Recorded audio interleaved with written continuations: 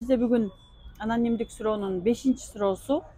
Мен 43 жаштамын, турмушка чыга албай атам, акчадан жок, бизнес ача албай атам, балам жок, кандай кылсам, эмне кылсам болот? Жашоо өзөгүнү курсуна катышкам. Караңыз, сизде турмушка чыгыш үчүн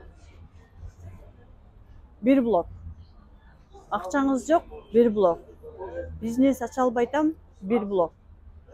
Балам жок, бир блок. Кандай кылсам болот, эмне кылсам болот? 5 блок.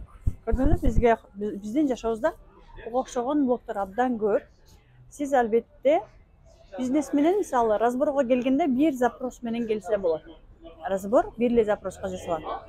Эгерде сиз трансформация курсуна келсеңиз, анда сиз ушулардын баарынын жообун аласыз жана терең иштегенге да мүмкүнчүлүк аласыз.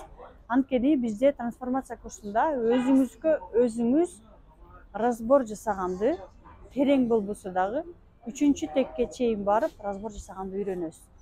Мунун баардыгын түшүнүп, окуп, разбордон өзүңүзгө разбор жасаганды үйрөнүп алган соң, дагы да алыңыз жетпей баратса, анда булар жок дегенде жарымынан көбү чечилсе дагы бул абдан чоң результат болот. Ал үчүн албетте иштеш керек.